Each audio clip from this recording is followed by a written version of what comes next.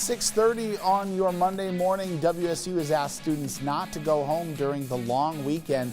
We've got the latest on what's happening in Whitman County this morning.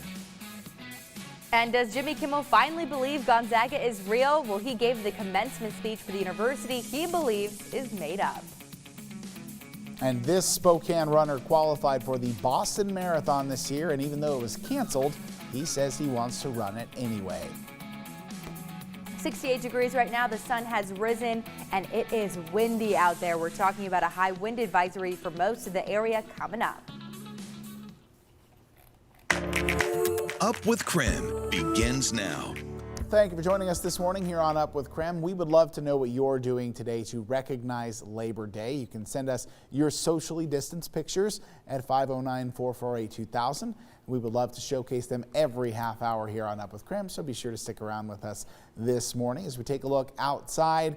I felt the wind coming through. Dana Marie, as I was walking through the door, it almost blew my suit jacket out of my hands. I was like, this would be really bad. So what else are we looking at today? Yeah, Joshua, you were feeling those gusts that we are having right now. We have 20-mile-per-hour sustained winds in Spokane right now, and those gusts will reach anywhere between 35 to 45 miles per hour. But take a look at your screen right now because there's a lot of colors on it. This is a representation of the watches and warnings. The yellow is a high wind advisory, also blowing dust. So if you are traveling along I-90, please take note of that.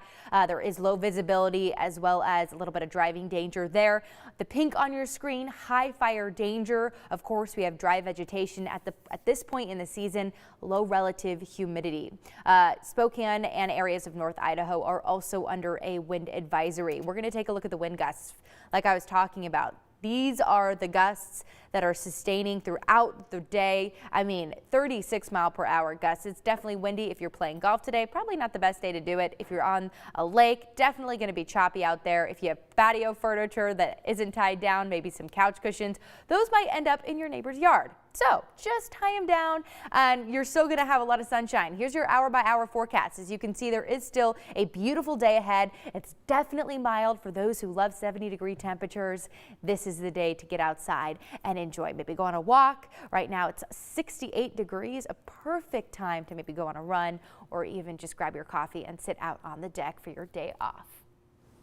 We're taking a look at the roads right now. It is pretty clear, not too much going on. It's still, of course, 6:30, and with most of you off of work, we don't expect too much. Of course, we're going to keep checking in on those road conditions. Joshua. Thank you very much, Dana Marie. 6:32 now happening today.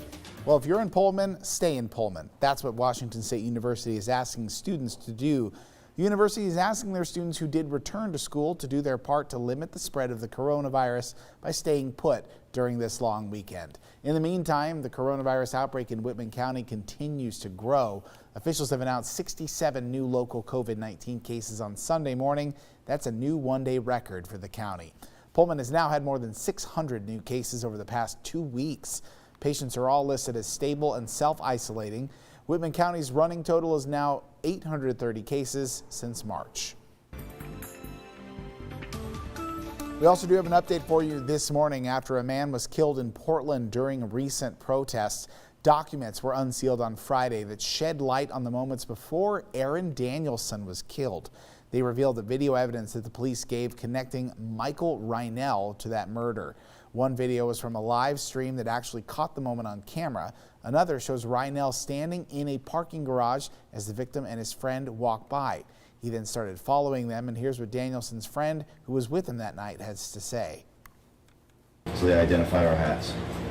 We've got a couple of them right here. We've got a couple of them right here. Pull it out, pull it out.